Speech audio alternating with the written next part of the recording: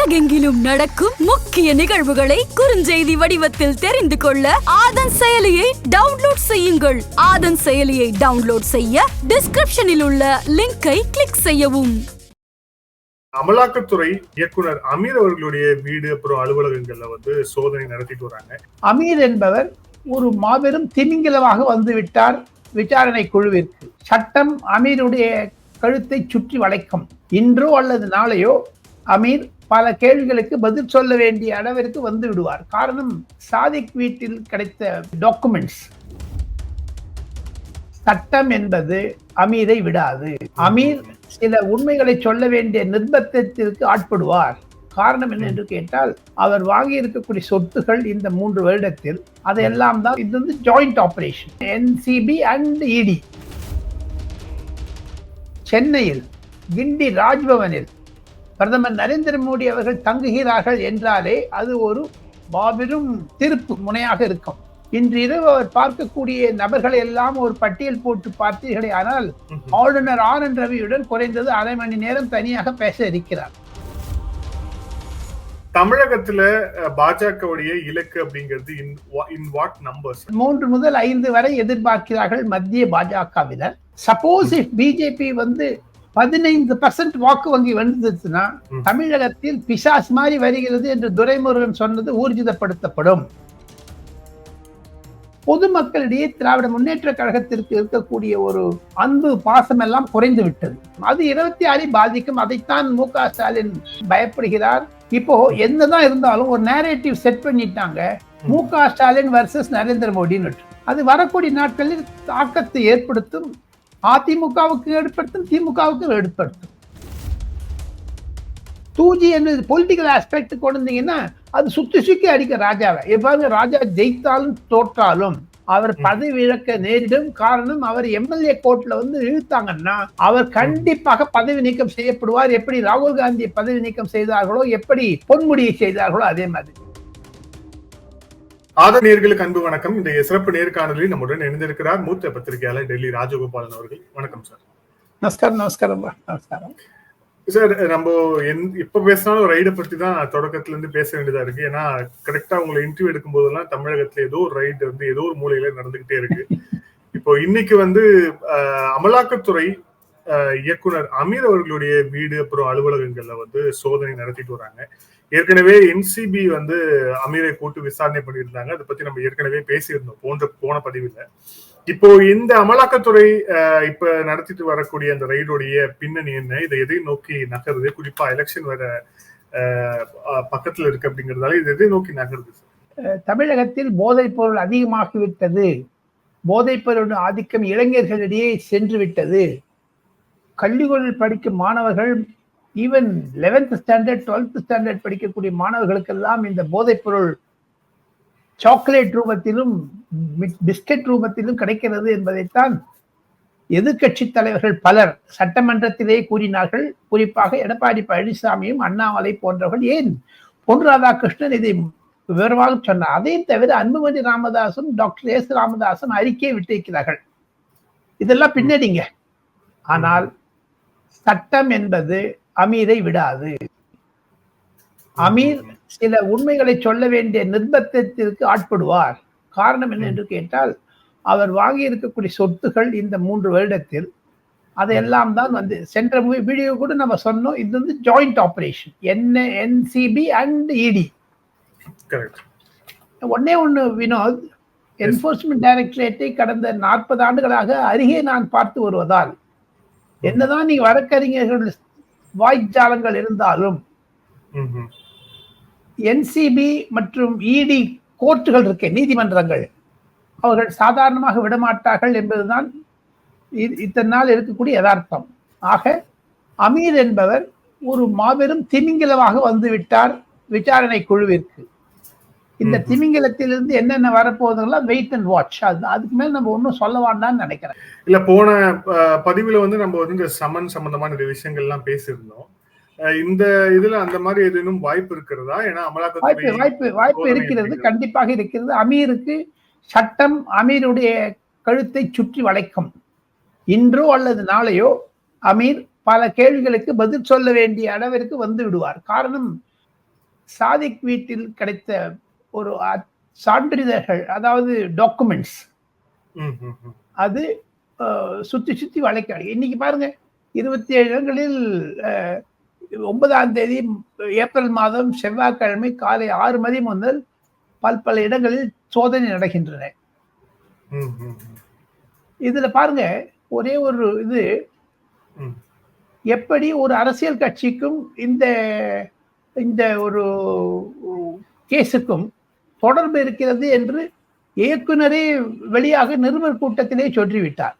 தாங்கள் கேட்ட மாதிரி தேர்தல் சமயத்தை விட வினோத், நான் உன்னிப்பாக கவனிப்பது, இன்று பிரதமர் சென்னைக்கு வருகிறாரே, இதற்கு சம்பந்தம் இருக்குதா என்று கேட்டால் கூட, எப்பவுமே ஒரு ஈவெண்ட்ஸ் நடக்குதுன்னா அத பிரைம் மினிஸ்டருடைய ஈவெண்ட்டுக்கு இதெல்லாம் நாளைக்கு பேச்சு பொருளாக ஆனாலும் ஆகிவிடலாம்.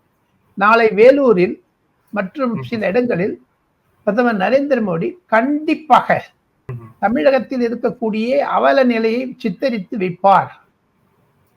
பல்லடம், கோயம்புத்தூர் போன்ற இடங்களில் எல்லாம் பேசும்பொழுது கூட சொன்னார் பிரதமர். இப்பொழுது அதை வளைச்சு கழித்து சொல்லுவார், விஷயத்தை சொல்லுவார். காரணம் என்ன என்று கேட்டால், ஒரு உண்மையான தகவலை ஆதன் நேயர்களுக்கு பகிர்ந்து கொள்ள வேண்டும். Enforcement directorate, narcotics control bureau, இந்த இரண்டுமே தேசிய பாதுகாப்பு ஆலோசகர் அஜித் தோவலுக்கு சொல்லுகிறார்கள் பிரீஃபிங். அந்த அஜித் தோவல் என்பவர் RN ரவி ஆளுநருக்கு மிக நெருக்கம். அந்த அஜித் தோவலிடம்தான் அண்ணாமலை போன்ற ஓல்டு IPS ஆபீசர்ஸ்கள் தொடர்பில் இருக்கிறார்கள். ஸோ இத்தனை டாட்ஸை எடுத்து பார்த்தீங்கன்னா உங்களுக்கு ஒரு வட்ட வளையம் வந்துவிடும். சார், இப்ப இந்த தேர்தல் அதை கடந்து நம்ம பார்த்தோம் அப்படின்னா, இப்ப இன்று பிரதமர் அவர்களுடைய ரோட் ஷோ நடக்க இருக்கிறது. இதை தாண்டி நீங்க சொன்ன மாதிரி நாளைக்கும் இந்த பிரச்சாரம் அப்படிங்கிறது இருக்க போது, தமிழகத்துல எத்தனை சீட்டை பாஜக இலக்கு வச்சிருக்கிறாங்க? குறிப்பா இந்த மத்திய உளவுத்துறை IB ரிப்போர்ட்ஸ் சொல்லக்கூடிய தகவல்கள் என்னவா இருக்கு? தமிழகத்துல இருந்து அவங்க கிடைக்கக்கூடிய சிக்னல்ஸ் என்னவா இருக்கு? இந்த ரோட் ஷோவால வேற எதுவும் ஒரு விஷயத்தை பின்னணியில பாஜக திட்டமிடுதா? குறிப்பா இப்போ கர்நாடக எலெக்ஷன் நடக்கும்போது பெங்களூர்ல அவங்க செஞ்ச ரோட் ஷோ அப்படிங்கிறது பெங்களூர்ல கடைசி டைம்ல ஒரு டேர்னிங் பாயிண்டா மாறிச்சு. எலெக்ஷன்ல அவங்களுக்கு ஓரளவுக்கான சீட்டை கொண்டு வந்தது. அந்த மாதிரி எதுவும் திட்டத்தோடு தான் நீங்க நடக்க இருக்கிறதா, இல்ல வேற எதுவும் பின்னணி இருக்காது? பின்னணி பல இருக்கின்றன. மிக மிக முக்கியமானது, 9ஆம் தேதி இரவு சென்னையில் கிண்டி ராஜ்பவனில் பிரதமர் நரேந்திர மோடி அவர்கள் தங்குகிறார்கள் என்றாலே அது ஒரு மாபெரும் திருப்பு முனையாக இருக்கும். இன்று இரவு அவர் பார்க்கக்கூடிய நபர்களை எல்லாம் ஒரு பட்டியல் போட்டு பார்த்தீர்களே ஆனால், ஆளுநர் RN ரவியுடன் குறைந்தது அரை மணி நேரம் தனியாக பேச இருக்கிறார். 9:45 10:15 மணி மட்டும். அதுக்கப்புறம் இரவு 11:30 மணி 12 மணிக்கு தான் பிரைம் மினிஸ்டர் படுத்துக்க போவாங்க. அதுக்கு முன்னாடி பிரைம் மினிஸ்டருடைய செயலகம் அவருடனே செல்லும். அது அவருடைய ஏர்கிராப்ட்லயே இருக்கு, தனிப்பட்ட செயலகம். 5 PAக்கள், 4 துணை செயலாளர்கள்லாம் வருவாங்க கூட. அவங்க சொல்ற பிரீஃபிங்கை வச்சு நாளைக்கு வேலூரில் பேசக்கூடிய குறிப்புகளை எல்லாம் இன்று அண்ணாமலையிடமிருந்து பல பாஜக தலைவரிடமிருந்து வாங்கி கேட்டுக்கொள்வார். அதையும் தவிர இன்று நடக்கக்கூடிய NCB ED-னுடைய ரெய்டை பற்றியும் அவருக்கு என்ஃபோர்ஸ்மெண்ட் டைரக்டரேட் மூலமாக இமெயில், வயர்லெஸ் மெசேஜஸ் வர ஆரம்பித்துவிடும் என்பதுதான் என்னுடைய சிறப்பு கருத்து. அதையும் தவிர பிரதமர் நரேந்திர மோடி இன்று ரோட் ஷோ என்பது பெங்களூரில் தாங்கள் குறிப்பிட்டீர்கள். கண்டிப்பாக சென்னை என்பது பற்பல அயல் மாநில பத்திரிகையாளர்களுக்கெல்லாம் இருக்கக்கூடிய ஒரு லட்டு மாதிரியான செய்தி. இது 5 அல்லது 6 தொகுதிகளுக்கு இணைப்பை கொடுக்கக்கூடிய தொகுதி என்றுதான் நான் கருதுகிறேன் வினோத்.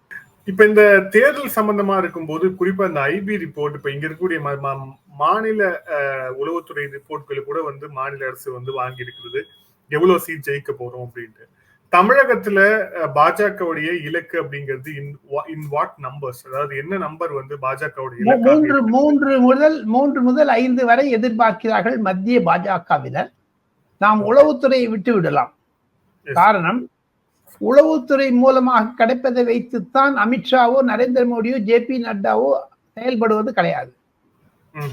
அவர்கள் தனக்கென்று ஒரு அமைப்புகள் வைத்திருக்கிறார்கள். அவருக்கும் தெரியும், நேரடியாக பேசுவார்கள்.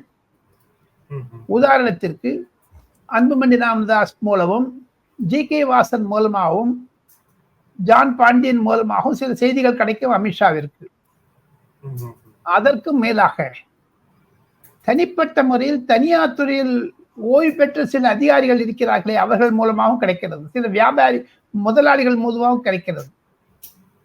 3 முதல் 5 சீட்டு வரை எதிர்பார்க்கிறார்கள் பாஜகவினர். எது இருப்பினும் தமிழகத்தினுடைய நிலைமை என்ன என்று கேட்டால், பாஜகவுடைய உயர்மட்ட தலைவர்கள் கூறுவது, செயல்படுவது. நேற்று நட்டா சென்னைக்கு வந்திருந்தார் தமிழகத்திற்கு, ராஜ்நாத் சிங் தமிழகத்திற்கு வந்திருந்தார், ஸ்மிருதி இரானி, அனுராக் தாக்கூர் போன்றவர்கள் எல்லாம். இவர்களை எல்லாம் வைத்து ஒரு வரைபடம் வரைக்க வேண்டும் என்றால், பாஜகவிற்கு 2026 தான் முக்கியமே தவிர 2024 அவ்வளவு முக்கியம் அல்ல. காரணம் என்ன என்று கேட்டால் உங்களுக்கு புரிதல் வரும். 400 சீட்டு இருந்துங்க, அவங்க எக்ஸ்பெக்ட் பண்றது 350. இப்போ தமிழ்நாட்டில் 3 வந்துன்னா 353 போகும், 403 போகும், அப்படிதான்.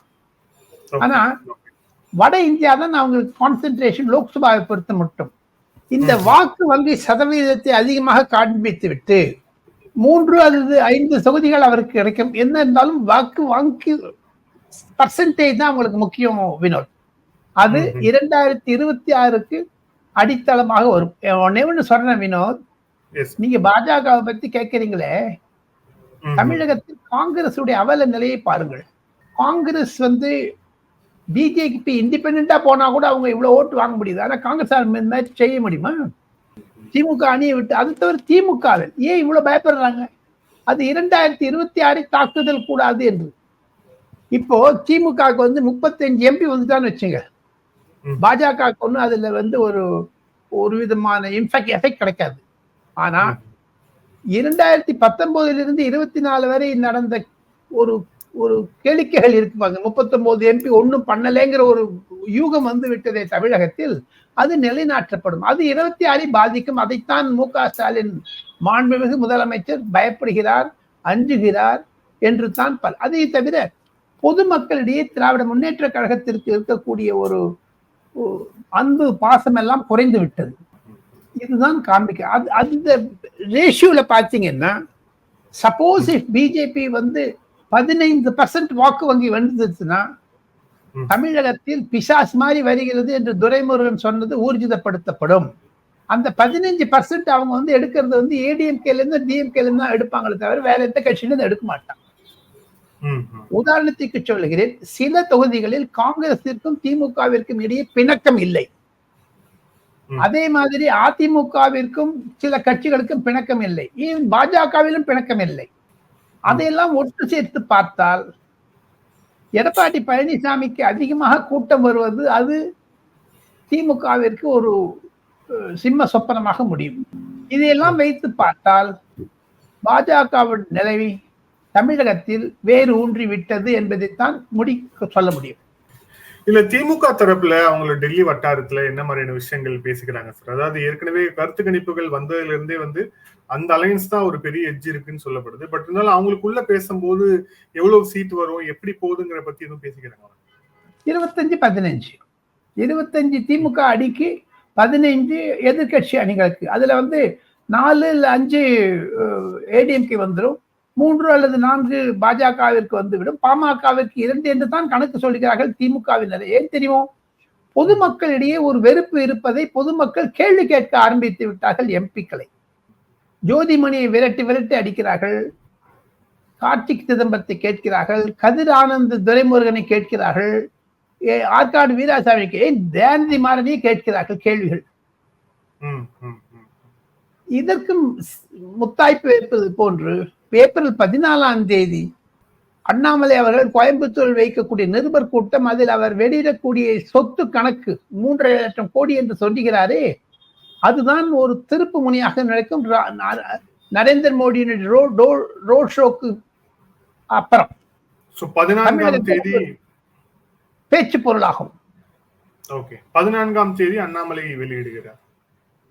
அதற்கான ஆவணங்களை மத்திய பாஜகவும் சரி, மத்திய உள்துறை அமைச்சகத்தில் இருக்கக்கூடிய சில உளவு பிரிவினர்கள் அமித்ஷா மூலமாக அண்ணாமலைக்கு தரப்பட்டிருக்கிறது. அது ஊர்ஜிதம் செய்திருக்கிறார்கள் சில பாஜகவினர். அதுதான் திருப்பு முனைங்க தமிழ்நாட்டில். அது பிரைம் மினிஸ்டர் ரோட் ஷோ எல்லாம் முடிஞ்சிட்டு ஒரு சிகரம் வைத்த மாதிரி ஆயிடும். இது வரைக்கும் பாருங்க, தமிழக அரசியலில் கடந்த 30-40 ஆண்டுகளாக நான் நெருங்கி பிரச்சாரத்தில் உன்னிப்பாக கவனிப்பவர். இப்ப பாருங்க, டிஎம்கே பீக் ஆயிடுச்சுங்க. DMK reach top. அண்ணா திமுக இங்க வந்திருக்குது. இப்பதான் பிஜேபி ஆரம்பிக்கிறாங்க. பிஜேபி ஆரம்பிக்கிறது கடைசியில் ஆரம்பிக்கிறது தான் last will remain as a major பாயிண்டாக தான் இருக்கும். அதுதான் எலெக்ஷனுடைய தந்திரம். யார் மு.க. ஸ்டாலின் திராவிட முன்னேற்ற கழகத்திற்கு ஆலோசனை சொன்னார்கள், அது நல்லா தான் இருந்திருக்கும், யாரும் இல்லைங்கல. பட் இருந்தாலும் இந்த கணக்கை எடுத்திருப்பார்கள். இப்ப பாருங்க, பிரைம் மினிஸ்டருக்கு வரதுக்கு முன்னாடி ரெய்ட் நடக்குது. பிரைம் மினிஸ்டர் போனப்ப நடக்கும். அதுக்காக பிரைம் மினிஸ்டர் வராரேன்னு விட்டு தமிழக ஆளுங்கட்சி கூட நயினார் நாகேந்திரனுடைய 4 கோடி என்று பூதம் காண்பித்தார்கள். இப்பொழுது அமீரை வைத்துக் கொண்டு பூதம் காண்பிக்கிறார்கள் அமலாக்கத்துறை. சோ இந்த போட்டி மாநில அரசுக்கும் மத்திய அரசுக்கும் வந்து விட்டது. திரைமறைவு குஸ்தி சண்டை போடுகிறார்கள். சோ இது ஒரு நிழல் போர். இப்போ என்னதான் இருந்தாலும் ஒரு நேரேட்டிவ் செட் பண்ணிட்டாங்க, மு.க. ஸ்டாலின் வர்சஸ் நரேந்திர மோடின்னு. அது வரக்கூடிய நாட்களில் தாக்கத்தை ஏற்படுத்தும். அதிமுகவுக்கு ஏற்படுத்தும், திமுகவுக்கு ஏற்படுத்தும். இதுல மிக முக்கியமாக இப்போ அடுத்தபடியா பார்க்கணும் அப்படின்னா தமிழகத்தை கடந்து நிறைய இடங்கள்ல, குறிப்பா கேரளா மாநிலம் சம்பந்தமா சில கேள்விகள். ஏன்னா கேரளால ராகுல் காந்தி நேரடியாக வயநாடு தொகுதியில் போட்டியிடுறாரு. அவங்களை எதிர்த்து சிபிஐல அவங்களுடைய ஒரு கட்சியோடைய ஆனே ராஜா அப்படிங்கிறவங்க போட்டியிடுறாங்க. அதே இதுல கேரளா மாநில தலைவராக சுரேந்திரனும் போட்டியிடுறார். ராகுல் காந்திக்கு இந்த வயநாடு தேர்தல் அப்படிங்கிறது டஃப்பாக இருக்குமா? குறிப்பா இந்த வாட்டி கேரளால நிறைய மாற்றங்களை செய்திருக்கிறாங்க தேசிய ஜனநாயக தரப்புல. கேரளால என்ன மாதிரியான இம்பாக்டா இந்த எலெக்ஷன் இருக்க போகுது? நரேந்திர மோடியினுடைய ஒரு பார்வை சத்தீஸ்கர், ராஜஸ்தான், மத்திய பிரதேஷ் தேர்தலுக்கு பிறகு ஏதோ ஒரு பிம்பம் வகுத்தார்கள். வட இந்தியாவில் பாஜக, தென்னிந்தியாவில் காங்கிரஸ் என்பதை. அதை மூடி மறைக்க ராகுல் காந்தி எது செய்தாலும் அதை தகர்த்தெறிவதற்குத்தான் நரேந்திர மோடி, அமித்ஷா, நட்டா போன்றவர்கள் மீண்டும் மீண்டும் தென்னகம் வருகிறார்கள். ஏதோ 7 தரம் வந்துட்டாருன்னு திமுக காரங்களும் தமிழ்நாடு தொலைக்காட்சிகளும் சொல்றாங்களே. ஐயா, 57 தரம் வந்திருக்காங்க சார் நரேந்திர மோடி தமிழகத்துக்கு 10 வருடத்தில் முதலாக ஜாப்னா சென்றது நரேந்திர மோடி அவர்கள் தான் இலங்கை தமிழர்களை பார்ப்பதற்கு. ஏன் திமுக ஒத்த கூட போகல? வைகோ போயிட்டு வந்தாரு தைரியமா. ஆனா அந்த RAW report, research analysis report ஐயா கருணாநிதி வெளில விட்டாரு, அவர் வைகோவை சஸ்பெண்ட் பண்றதுக்காக. அதற்கப்புறம் நரேந்திர மோடி தானே போயிருக்காரு. திமுக யாராவது போனாங்களா?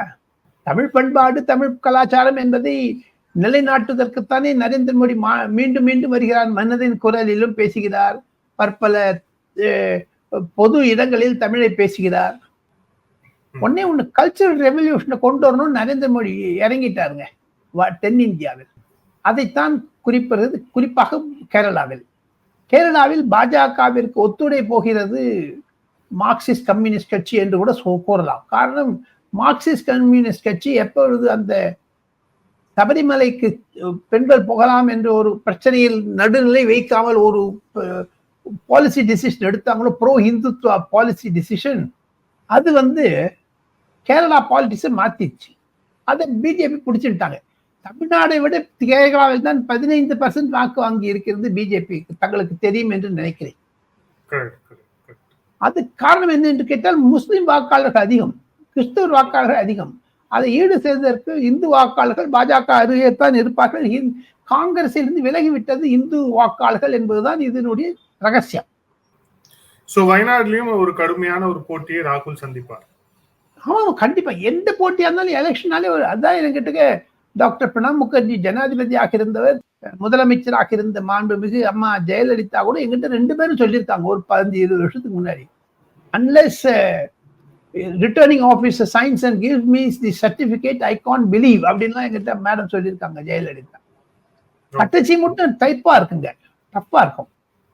ராகுல் காந்திக்கு இந்த வாட்டி 4 லட்சம் ஓட்டு ஜெயிக்க முடியாதுங்க. அவர் ஜெயிச்சா கூட ஒரு 50,000 60,000 தான் ஜெயிக்க முடியும். தமிழகத்தில் கூட எந்த தொகுதியை எடுத்துக்கொள்ளுங்கள், அந்த திமுகவுக்கு இருந்த ஒரு அழுத்தம் பொதுமக்களிடையே 4 லட்சம் 3 லட்சம் ஓட்டுல இப்ப ஜெயிக்க முடியாது. டிஃபரன்ஸ் வந்து நேரம் ஆயிடும், குறைஞ்சிடும். எந்த தொகுதியா இருந்தாலும் சரி தமிழ்நாட்டுல 5,000 முதல் 10,000 மாதிரி 15,000 அந்த டிஃபரன்ஸா இருக்குமே தவிர 1 லட்சம் 2 லட்சம் எங்க தோப்பவர்களும் சரி ஜெயிப்பவர்களும் சரி இந்த வாக்கு இது அதுதான் கேரளாவுக்கும் தமிழ்நாட்டுக்கும் ஒரு ஒற்றுமை. சார், நீலகிரியில் போட்டியிடும் திமுக வேட்பாளர் ஏ ராஜா சீம்ஸ் வெரி கான்பிடென்ட். அந்த எலெக்ஷனை வந்து ஒரு கான்பிடென்டா வந்து அவர் வந்து பேசுற விஷயங்கள் அப்படி இருக்கு அப்படின்னாலும் கூட முருகன் தரப்புல இருந்து தொடர்ச்சியாக இந்த 2G விவகாரத்தை வந்து அவங்க வந்து கிளறிட்டே இருக்கிறாங்க. இப்போ அதுல ஏதேனும் ஒரு பிரேக் த்ரூ இருக்குன்னு தெரிஞ்சுதான் முருகன் இந்த மாதிரி பேசுறாரா? நம்ம 2G பத்தி நிறைய பேசிட்டு இருக்கிறோம். நீங்க 2G தொடர்ச்சியா ஃபாலோ பண்ணிட்டு வர ஒரு சீனியர் ஜேர்னலிஸ்ட்ங்கிற முறையில 2G ராஜா ஏதேனும் எலெக்ஷனுக்கு பிறகோ இல்ல எலெக்ஷனுக்கு அந்த முற்றத்திலேயோ ஏதேனும் ஒரு டெவலப்மெண்ட் அதுல வர்றதுக்கான வாய்ப்பு அப்படிங்கிறது இருக்குதா? வாய்ப்புகள் இருக்கிறது. வினோத் என் மீது கோபப்படக்கூடாது. நான் ஒரு வார்த்தை சொன்னீங்கன்னா கோபப்பட மாட்டேன்னு சொல்லுங்க, நான் சொல்றேன். கோபப்பட மாட்டேன் சொல்லுங்க sir. Very good very good. 2G வந்து முருகன் எங்க எடுத்துக்கணும்? பிரைம் மினிஸ்டர் அமித்ஷாவும் நட்டாவும் எடுத்துன அப்புறம் முருகன் யாருங்க? முருகன் வேட்பாளர். ஆனால் இதற்கு முக்கிய காரணமாக இருப்பது மத்திய அரசு. பிரதமர் 2 முறை சொல்லிவிட்டாரே 2G பற்றி. நாடாளுமன்றத்தில் வினோத் நம்பிக்கையில்லா தீர்மானம் அக்டோபர் நவம்பர் மாதம் வந்த பொழுது கூட சென்ற வருடம் அதில் பேசி இருக்கிறார். 2G கட்சி பத்தி இது பாருங்க, நீங்க 2 விதமா பார்க்கணுங்க வினோத் சத்தை. 2G வழக்கு என்பது வழக்கு லீகல் ஆஸ்பெக்ட். 2G என்பது பொலிட்டிக்கல் ஆஸ்பெக்ட் கொண்டு வந்தீங்கன்னா அது சுத்தி அடிக்க ராஜாவை. பாருங்க, ராஜா ஜெயித்தாலும் தோற்றாலும் அவர் பதவி இழக்க நேரிடும். காரணம், அவர் எம்எல்ஏ கோர்ட்ல வந்து இழுத்தாங்கன்னா அவர் கண்டிப்பாக பதவி நீக்கம் செய்யப்படுவார். எப்படி ராகுல் காந்தியை பதவி நீக்கம் செய்தார்களோ, எப்படி பொன்முடியை செய்தார்களோ அதே மாதிரி மீண்டும் நிலை நிறுத்துவார்களோ. அதில் அந்த கேஸ் வேற, இந்த கேஸ் வேற. பொன்முடி கேஸ் வேற, இந்த கேஸ் வேற. சோ அது நிச்சயமாக ஒரு பேசு பொருளாக இருக்கும் அப்படின்னு நம்புறீங்க? கண்டிப்பாக பேச்சு பொருளாக இருக்கும்.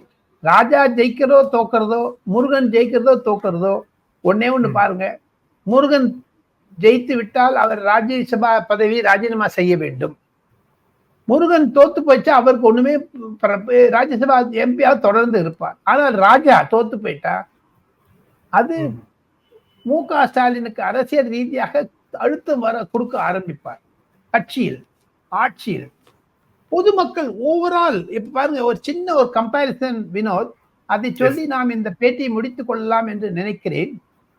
5 சீனியர் நிருபர்கள், ஆசிரியர்கள், பத்திரிகை ஆசிரியர்கள், தொலைக்காட்சி ஆசிரியர் சென்னை வந்தார்கள். Times Now Padmaja Joshi, India Today Nandagopal, ரிபப்ளிக்கில் இருந்து வந்தார், ஹிந்தி தொலைக்காட்சி வந்தார்கள். அனைவரும் என்னிடம் தகவல் சொன்னது, தமிழகத்தில் திமுகவிற்கு எதிராளி இருக்கிறது, ஆனால் 26 அது பெருசாகிவிடும்.